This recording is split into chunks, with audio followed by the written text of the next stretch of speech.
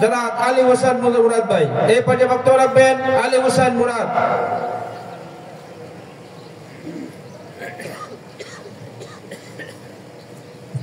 আউযু বিল্লাহি মিনাশ শাইতানির রাজিম। বিসমিল্লাহির রহমানির রহিম।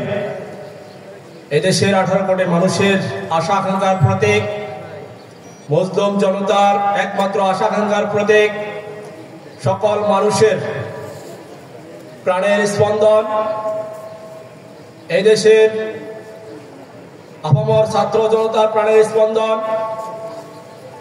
বাংলাদেশ জামাত ইসলামী দক্ষিণখাত আজকের এই বিমানবন্দর থানা কর্তৃক আয়োজিত বিশাল কর্মী সম্মেলনে আমাদের মাঝে উপস্থিত আছেন বাংলাদেশ জামাত ইসলামী কেন্দ্রীয় মজলিস শুরা সদস্য, ঢাকা মহানগর উত্তরের সম্মানিত কর্পোরেশন সদস্য, আমাদের উত্তরা পূর্ব জোনের সম্মানিত জন পরিচালক, ইসলামী ছাত্র শিবিরের সাবেক কেন্দ্রীয় সংস্কৃতি সম্পাদক জনাব মোহাম্মদ জামাল উদ্দিন, আজকের আমাদের এই অনুষ্ঠানের সম্মানিত সভাপতি বিমানবন্দর থানা শাখার সংগ্রামী আমির, আমাদের 49 নং ওয়ার্ডের বাংলাদেশ জামাত ইসলামী মনোনীত সম্মানিত কাউন্সিলর পদপ্রার্থী, বিশিষ্ট সমাজসেবক, শিক্ষানুরাগী জনাব অধ্যক্ষ এনামুল হক শিপন, আমাদের মাঝে উপস্থিত আছেন বাংলাদেশ জামাত ইসলামীর বিভিন্ন থানার সম্মানিত আমির বৃন্দ, সম্মানিত সঞ্চালক, আজকের এখানে উপস্থিত সম্মানিত সাংবাদিক বন্ধুগণ, সম্মানিত প্রশাসনের ভাইয়েরা, আসসালামু আলাইকুম ওয়া রাহমাতুল্লাহি ওয়া বারাকাতুহু। আমরা সেই মহান রবের নিকট শুকরিয়া আদায় করছি যিনি আমাদেরকে আজকে ছাত্র জনতার একটি যৌক্তিক আন্দোলনের মধ্য দিয়ে, জুলাই অভ্যুত্থানের মধ্য দিয়ে 2024 সালের আপামর এই দেশের মানুষের অভ্যুত্থানের মধ্য দিয়ে একটি সুন্দর বাংলাদেশ পাওয়ার সুযোগ করে দিয়েছেন। এজন্য আমরা মহান রবের নিকট শুকরিয়া আদায় করছি, আলহামদুলিল্লাহ।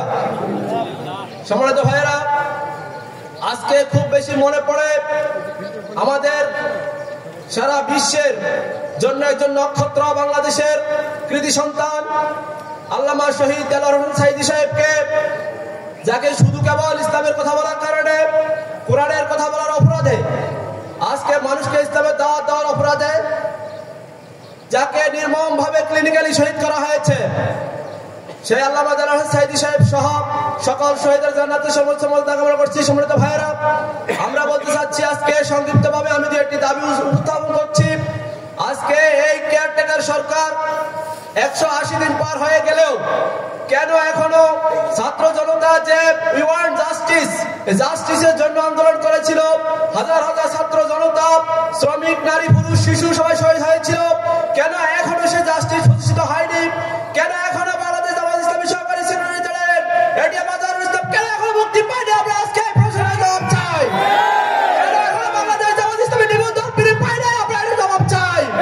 কেন এখনো বাংলাদেশ জামাত ইসলামী তার প্রতীক পায়নি? আমরা এর জবাব চাই। আমরা চাচ্ছি আজকে এই সম্মেলনকে আমরা ঘোষণা দিতে চাই, অনতি বিলম্বে এটিএম আজহারুল ইসলাম সহ আমাদের সকল অধিকার ফিরিয়ে দিতে হবে। না হলে জুলাই অভ্যুত্থানে এই উত্তরা থেকে শত শত শহীদ হয়েছে, আহত হয়েছে, উত্তরা থেকে এই সকল স্বৈরাচার পত্র আন্দোলন শুরু হয়েছে, উত্তরার মিছিল থেকে দেখেই স্বৈরাচার শেষে পালিয়ে যেতে বাধ্য হয়েছে, তাহলে আমার এই উত্তরা থেকে আবার সেই আন্দোলন শুরু হবে ইনশাআল্লাহ। আজকে এই উত্তর আমাদের আবার কথা শেষ করছি। আসসালামু আলাইকুম ওয়া রাহমাতুল্লাহ।